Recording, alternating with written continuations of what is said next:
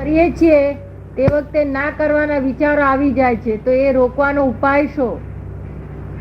વિચારો રોકવાનો? ખરાબ વિચારો આવે છે એ બધું ધ્યાન ના રાખવું, અને તે ધ્યાન જાય તો શું બોલે છે જોઈને એ જોયા કરવાનું, બીજું કોઈ પ્રોબ્લેમ નહીં કરવાનું. એ જુદું છે, મન જુદું છે તમારે, પણ જુદું. ખાવા જેટલું કરીએ તો ખૂબ એમને આવી જ ક્યાં છે વગર બોલાવે. હે ભાવે એટલું કરીએ પણ એ એમને મેની મેળે વગર બોલે આવી જ જાય. એમ આ વગર બોલે આવે. શી રીતે ધ્યાન કરો છો? નામ સ્મરણ. નામ સ્મરણ. શું નામ લખો? હવે કુસુમ હરનાથ. કુસુમ હરનાથ. કુસુમ હરનાથ. કુસુમ હરનાથ. બરોબર. રહેતું નથી. નામ લે પણ કોક વખત એવું આવે ને ત્યારે આપણને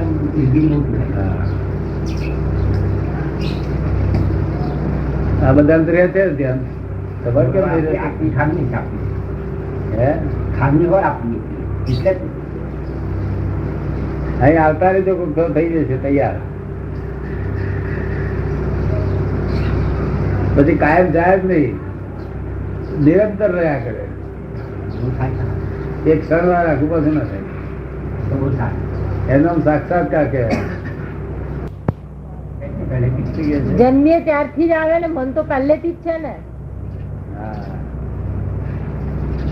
આનું આ મન ગયા અવતારે હતું. એ મન શું છે ખબર નહીં પડતી.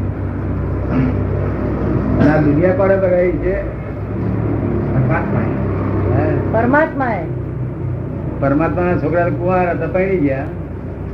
ભગવાનના છોકરા કુંવાર હતા તેથી બનાવી હોય તો પૈણી ગયા. રમત છે આ તો રમત છે એમની. એમની આ રમત છે. આ રમત રમત આવ્યું હોય તેમાં લોકોને જીવ બાળી બાળી શું દમકારી નાખે છે. ધ્યાન નહીં. મજા આવે ખેલમાં તો શું થાય, બધા પાત્રો જોઈએ છે ને. દમ નીકળી જાય છે ને. કોઈને સુખ મળે તો જ મજા આવે ને. શું એટલે કે કોઈને દુઃખ પડે કોઈને સુખ પડે તો જ મજા આવે ને. રમત છે તો રમત છે એક જાતની. તમને ધ્યાન નથી રહેતું, મજા આવે છે? તારે દુઃખ થાય છે. એવું બધાને દુઃખ થાય. એમ થાય છોકરો એકનો મરી જાય ના થાય પછી મજા આવે છે. આપણે કેટલાય વખત ભગવાન ઉત્પન્ન કરી છે ત્યાંથી આપણે બધા ચાલુ જ છે. એટલે જ અત્યાર સુધી જે જાણ્યો, કેટલી ઉંમર થઈ આપને? મારે 68 વર્ષ. 68 વર્ષ. 68 વર્ષ થયા. અત્યાર સુધી જે જાણ્યું છે ને તે બધું લૌકિક જાણ્યું છે. શું જાણ્યું છે? કઈ જાતનું જાણ્યું છે? લૌકિક. તે ભગવાન લૌકિકમાં કેવું છે? ભગવાને આ દુનિયા બનાવી ને, પણ અલૌકિકમાં શું છે? અલૌકિક વાસ્તવિક હોય, વાસ્તવિક ફેક્ટ બાબત હોય, ફેક્ટ વાસ્તવિક હોય, અને આ વ્યૂ પોઈન્ટ હોય. લૌકિક બધું વ્યૂ પોઈન્ટ હોય. એટલે વાસ્તવિકમાં શું હોય છે? ભગવાને બનાવી છે આ દુનિયા. જો ભગવાને બનાવ્યું હોય તો ભગવાનને કોણે બનાવ્યો? પ્રશ્ન ઉભો થાય. થાય કે ના થાય? ભગવાનને પછી કોણ બનાવતા, એનો કોણ બનાવે, એને બધું લગાવ છૂટે જ નહીં. તો હવે ને તમારે વાસ્તવિક જાણવું છે થોડું? ભણેલા છે તો કહું છું નહીં. The world is the puzzle itself. જરૂર નથી ને? એ તો આપણી જોડે જ છે. હા, ખરું એડ્રેસ આ તમે પહેલા બોલ્યા નહીં. ખરું address God is in every creature. તમારો ને એમનો તો ક્યાં એની મેળે દેખું તો જાય છે. ના, વધી જાય. બહુ વધી રહે છે. ઘણી વાર બહુ વધી જાય છે. વધી જાય પણ તે આપણે જોયા કરવાના. ખાલી થયા કરે છે. એ ત્યાં તપ કરવાનું છે ને. જ્ઞાન, દર્શન, ચારિત્ર ને તપ. અહીં તપ કરવાનું. ક્યાં કરવાનું? અહીંયા આ જ તપ.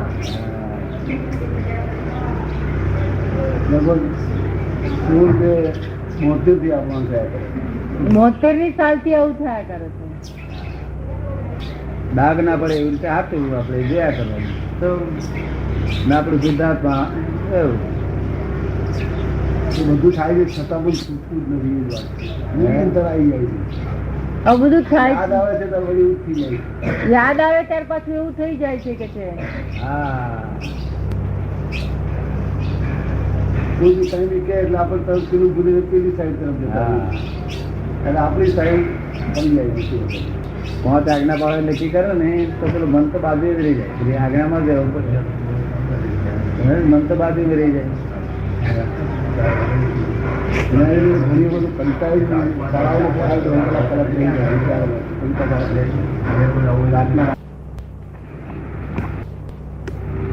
અક્રમ જ્ઞાન જે થયું છે તે ઘણા અવતારના પ્રશ્ન ઘણા અવતારનું સદૈવ બલદેવું થઈ એટલે કુદરતી જામી ગયું. બરોબર ને?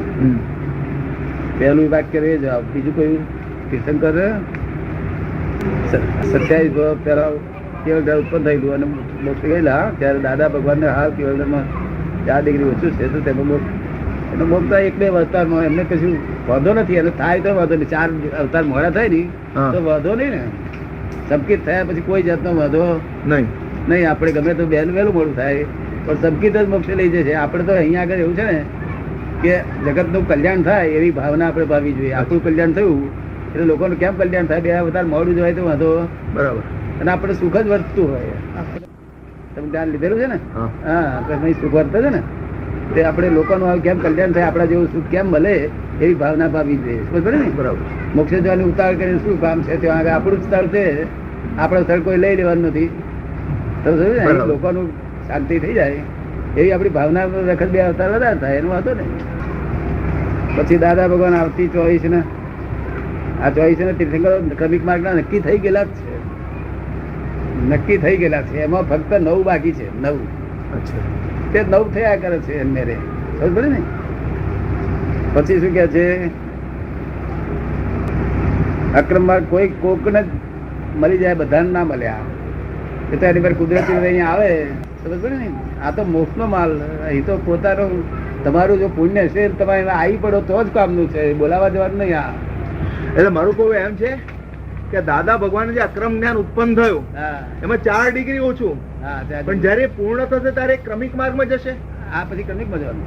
અચ્છા, આ તો અક્રમનો ઉદય આવ્યો છે. અત્યારે ઉદય આવે પછી એ ક્રમિકમાં જવાનું. ક્રમિકમાં આ ધોરી માર્ગ જ ક્રમિક માર્ગ.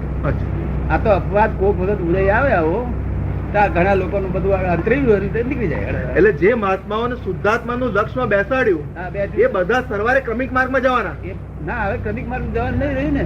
હા, અમને તો અક્રમ મળ્યું એનો વાંધો નથી. અક્રમ મળ્યું નહીં તેમ તો અક્રમ જ રહ્યું. ક્રમિક તો ક્યારે કે અહંકાર ફરી ઉભો થાય ત્યારે ક્રમિક થાય. ક્રમિક માર્ગ નો અર્થ શું છે કે સંકિત હોય તો અહંકાર હોય. કેવું સંકિત હોય તો અહંકાર? હા, જેટલે અંશે સંકિત થયું પ્રગટ થયું એટલે અંશે અહંકાર ઓછો થાય. જેટલે અંશે સંકિત પ્રગટ થયું એટલે અહંકાર એટલો ઓછો થાય. એમ કરતા સંકિત વધતું જાય, અહંકાર ઘટતો જાય. એમ કરતા શૂન્યતા પામે.